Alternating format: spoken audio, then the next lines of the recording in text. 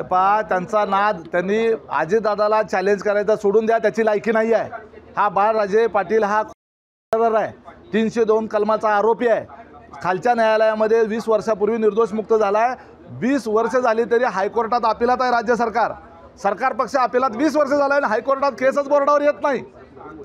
म्हणजे हायकोर्टाची यंत्रणा हे लोक मॅनेज करू शकतात, तर खालच्या लेवलचा ग्रामपंचायत नगरपंचायत लेवलचे अधिकारी मॅनेज करणं यांच्यासाठी हाताचा मळ आहे। आणि त्याच्यामुळेच उज्ज्वला थेटे यांचा अर्ज जो आहे तो बाद केला गेलेला आहे, तो बाद झालेला नाही आहे।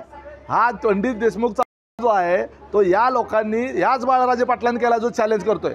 आणि यांचा बाप, त्या बाळराजे पाटलांचा बाप म्हणजे कोण, तर राजन पाटील।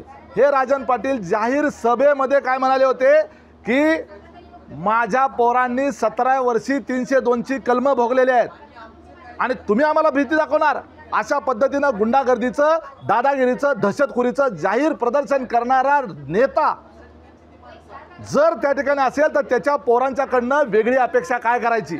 वयाच्या 17 वर्षी 302 ची कलम भोगणाऱ्या पोरांचा अभिमान बाळगणारा बाप ह्या भारतात तरी कुठं असेल का? आपल्या पोरांचा अभिमान तहसीलदार झाला, कलेक्टर झाला, IPS झाला, IAS झाला, 12वी पास झाला, IIT पास झाला, परदेशात शिक्षणाला गेला तर बापाला अभिमान वाटतो। परंतु या राजन पाटलाला आपली पोरं 302 ची कलम भोगून आल्यात, ह्याचा अभिमान वाटणारा हा राजन पाटील हा किती मस्तवाल आणि मस्तीखोर आणि दंगेखोर आणि दहशतवादी आहे हे सगळ्या महाराष्ट्राला आता लक्षात यायला लागलेलं आहे। आणि त्याचाच परिणाम पोरांना अशा पद्धतीचं प्रोत्साहन दिल्यामुळं आज 45 वर्ष ज्या पवार कुटुंबाने यांना आज मोठं केलं, ज्या पवार कुटुंबाच्या जीवावर यांचा कारखाना उभा राहिला, ज्या पवार कुटुंबाच्या जीवावर यांच्या संस्था उभा राहिल्या, ज्या पवार कुटुंबाच्या जीवावर यांचं एवढं मोठं आर्थिक साम्राज्य उभं राहिलं, ज्या पवारांनी, ज्या अजितदादांनी पैसे दिले PDCC बँकेतनं म्हणून यांच्या या लोकनेते कारखान्याला भाग भांडवल मिळालं, त्यावेळेला तुम्हाला अजितदादांच्याकडे भिका मागायला जाताना लाज नाही वाटली? ज्या नगरपंचायतीची निवडणूक बिनविरोध झाली म्हणून आज त्या ठिकाणी अजित पवारांच्या नावानं त्या ठिकाणी चॅलेंज करताय, ती नगरपंचायत कोणी दिली या राजन पाटलाला विचारा। ती नगरपंचायत अजितदादांनी दिलेली आहे आणि त्याच नगरपंचायतीच्या बाहेर उभारून तुम्ही अजितदादाला चॅलेंज करता। 15 दिवस झेंडा जाळला पक्षाचा। आज तुमचा झेंडा पक्षाच्या स्थापनेपासून हा झेंडा खांद्यावर तुमच्या होता म्हणून तुम्ही आमदार झालात, म्हणून तुम्ही राज्यमंत्री झालात, म्हणून तुमच्या संस्था उभा राहिल्या, म्हणून तुमचे कारखाने झाले, म्हणून तुम्हाला निवडणुका जिंकता आल्या, म्हणून तुमचं एवढं साम्राज्य उभं राहिलं। आणि आज ज्यांच्या जीवावर हे साम्राज्य उभं राहिलं त्या अजितदादांना तुम्ही चॅलेंज करता, हे किती कृतज्ञ आहेत हे देवेंद्र फडणवीस यांनी लक्षात घ्यायची गोष्ट आहे। जर एखादी जरी गोष्ट भारतीय जनता पार्टीकडून यांच्या बाबतीमध्ये जर चुकीची झाली, यांच्या चुकीच्या कामाला जर देवेंद्र फडणवीस यांच्याकडून पाठराखण नाही घातली गेली तर उद्याच्याला हीच भाषा देवेंद्र फडणवीस यांच्या बाबतीमध्ये हा बाळराजे वापरल्याशिवाय राहणार नाही, हे राज्याच्या मुख्यमंत्र्यांनी लक्षात घ्यावं। हे भाजपमध्ये इतके हलकट आणि नालायक आणि भंगार लोक तुम्ही घेतलेले आहेत, त्याच्यामुळं भारतीय जनता पार्टीचं आणि मुख्यमंत्र्याचं नाव त्या ठिकाणी बदनाम होणार आहे।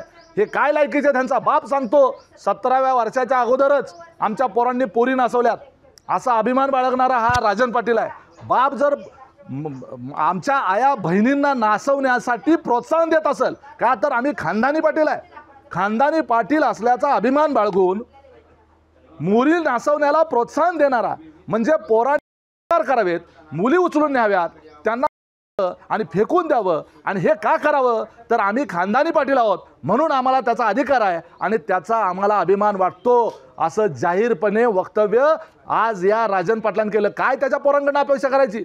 बापच जर त्या ठिकाणी असेल, असा वागत असेल, बापाचं जर अशा पद्धतीचे संस्कार असतील तर ह्या पोरांच्याकडनं काय त्या ठिकाणी चांगल्या वर्तणुकीची अपेक्षा करायची? मोहोळ तालुक्याने किंवा आमच्या जिल्ह्याने असल्या लोकांच्या हातात नेतृत्व द्यायचं, अशा लोकांना त्या ठिकाणी आम्ही सत्ता हातात द्यायची?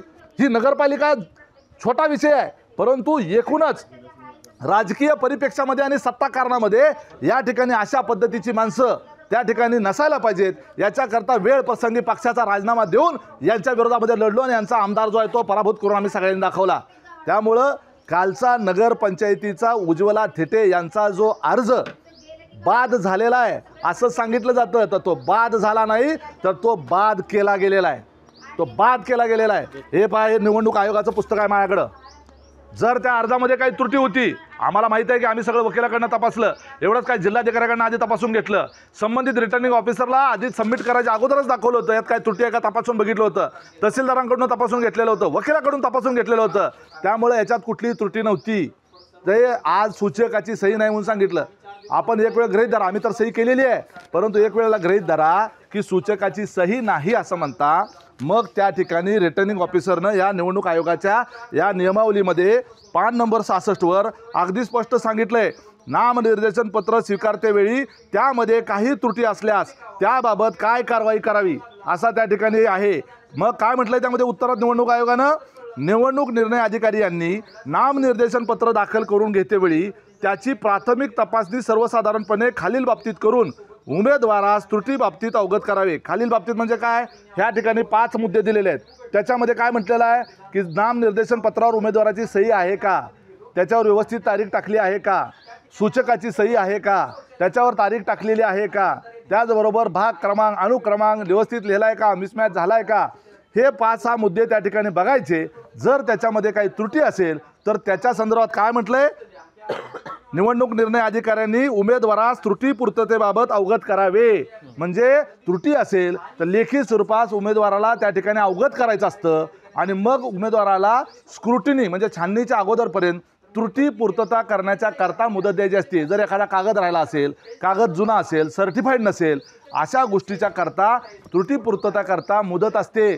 तसं पत्र रिटर्निंग ऑफिसरनं द्यायचं असतं. मग या प्रकरणात ते का दिलं गेलं नाही?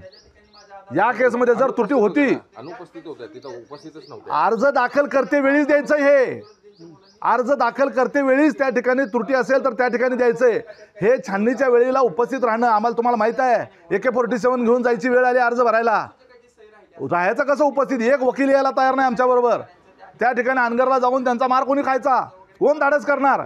आणि त्या ठिकाणी उपस्थित नव्हत्या. हे एकदा अर्ज भरायला उपस्थित राहण्याच्या करता किती संघर्ष करायला लागला हे तुम्ही सगळ्यांनी मिळून चॅनलवर दाखवलेलं आहे. रस्त्यावर त्या ठिकाणी गाड्या उभ्या केल्या, आडव्या रस्ते अडवले गेले, प्रायव्हेट लोकांनी रस्ते अडवले होते.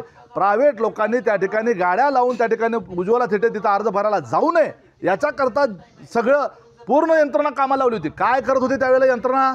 काय करत होते? का त्यांना लॉ अँड ऑर्डरची सिच्युएशन लक्षात आली नाही? का या निवडणुकीच्या काळामध्ये उज्ज्वला थिटेंचा अर्ज भरला जाऊ नये याच्याकरता षडयंत्र केलं गेलं होतं? हे सगळं चॅनलवर दाखवलं गेलेलं आहे. काय आहे हे? गुंडाराज आहे. महाराष्ट्राला खरं वाटत नाही. त्या बिहारपेक्षा वाईट परिस्थिती आपल्या महाराष्ट्रातल्या या मोहोळ तालुक्यामध्ये आहे. कोर्ट रात्रीचं सुद्धा चालतं इमर्जन्सी मॅटरमध्ये. ह्याच्यामध्ये इमर्जन्सी नाही. 20 वर्ष आज हायकोर्टामध्ये हा मॅटर आजपर्यंत बोर्डावर लागत नाही. म्हणजे जर हे लोक हायकोर्टाची यंत्रणा मॅनेज करू शकतात पैशाच्या जीवावर, ताकदीच्या जोरावर, तर मला सांगा नगरपंचायत म्हणजे आज कालपर्यंत ग्रामपंचायत होती. आजचा जो नगरात त्या ठिकाणचा जो मुख्याधिकारी आहे म्हणजे याचा अर्थ तो ग्रामसेवक लेवलचा आहे. कालपर्यंत ग्रामपंचायत होती. त्या लेवलची यंत्रणा कागद मॅनेज करायला काय लागतो यांना? त्यामुळं हायकोर्टाची यंत्रणा जे लोक मॅनेज करू शकतात ते लोक ह्या अर्ज बाद करण्यासाठी एवढ्या खालच्या स्तरावरची यंत्रणा 100% मॅनेज करू शकतात. अजून एक गोष्ट चेक करून बघा, काल दुपारी 3 वाजल्यापासून ते संध्याकाळी 5:30 वाजेपर्यंत नगरपंचायतीला आतून कुलूप लावलं गेलं होतं. आत काय चाललं होतं? आत काय चाललं होतं? CCTV कॅमेरे काढून बघा. काल 3:30 वाजल्यापासून ते 5:30 वाजेपर्यंत नगरपंचायतीचे दरवाजे बंद करून आतमध्ये काय चाललं होतं हे सगळं षडयंत्र शिजत होतं.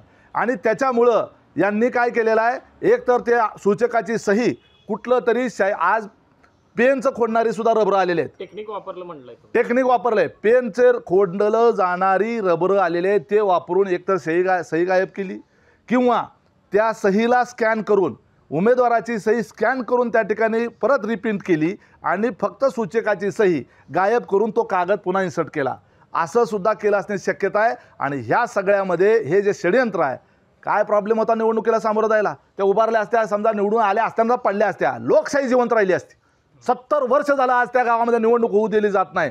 आज त्या ठिकाणी ठोकशाही जिवंत राहण्याच्या करता, लोकशाहीला संपवण्याकरता जर यंत्रणा काम करत असेल तर याच्या एवढी शोकांतिका कुठली नाही.